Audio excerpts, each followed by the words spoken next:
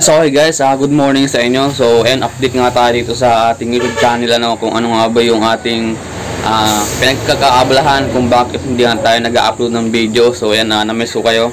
So malapit na rin tayong mag-upload guys ng video dito sa YouTube channel ko. So ano nga ba yung ating pinagkakaabalahan ngayon at kung bakit nga ba batal tayo hindi nakapag-upload ng video dito sa YouTube. So ayan, papakita ko sa inyo, sasabihin ko sa inyo kung ano yung mga ginagawa natin ngayon dito sa amin. Okay guys, ayan, kung makita nyo, ito yung ating binili. Ayan.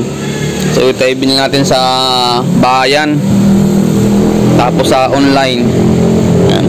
So ayan, ito yung mga ginagawa natin. Ayan, saka ito mayroong tapos na. Finished product na natin. Yan. So saan nga ba ito guys gamit itong ganito? Yan. So nagmiminga tayo guys ng ginto. So ito ang tawag dito ay compressor. Yan. So inakasimbol lang yan. Yan. So yung sinahod natin sa YouTube ay dito ko muna siya guys ginastos. Yan. Para magkaroon tayo ng income pang araw-araw. Yan. So ito nasa 5.5. Tapos ito naman sa online nasa 5,000 din. Ito yung pinakamahal na nabili ko sa online. So buti na lang at goods yung dumating. So yan, ina-assemble yan guys, ina-assemble. Yan, kahoy. Tapos to. Yan. So ito, compressor na to. Ano ito? Yung puproduce siya ng hangin dito. Yan.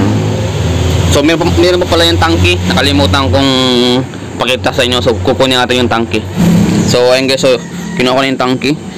Yan. Ito yung tangke ng hangin. Yan. So dito, ito yung lalagyan ng hangin niya. Then merong masisid. Ito yung panghinga niya. So merong ano siya, merong hose. Yung hose lang yung kukunin ng masisid. Pati yung pusa ko guys, oh. Habang meron tayong ginagawa dito. So ayun guys, medyo malaki talaga yung yung gastos dito sa project na ito. So libo rin talaga. Ayan. So dito meron pa tayong ginagawa, oh. Ayan. Hindi pa yan tapos. Ito yung panghuli ng ginto. So ito yung finished product. Ayan. Ito yung ating ginawa na tapos na yan. Yan, ito yung panghuli guys ng ginto. Ayan, oh. So dito sa ilalim. Ayan. So dito lalagay yung buhangin.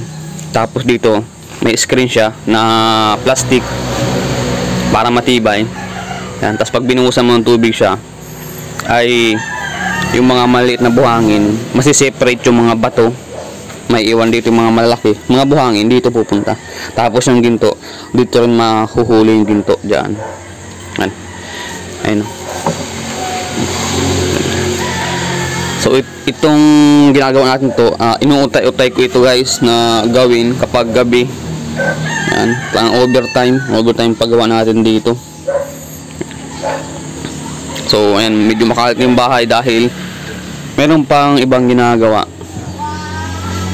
So doon sa labas, ayan, may yung mga graba dyan, saka yung hollow blocks.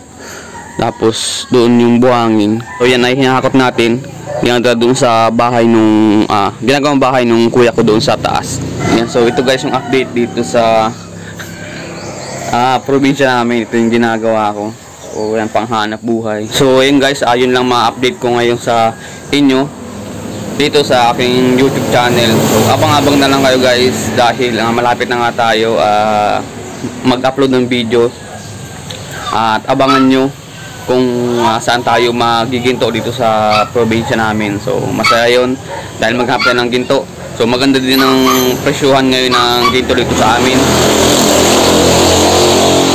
Hingin ng motor. Kaya magmiminga tayo ng ginto. So yun guys, maraming salamat sa solid na suporta ninyo sa akin. So sana hindi kayo magsawang suportahan itong channel natin, yung mga video na ginagawa ko. So ayan, palike guys, then comment kayo sa baba. Yan sa mga shoutout ko. Susunod na lang. So ayan guys, maraming salamat.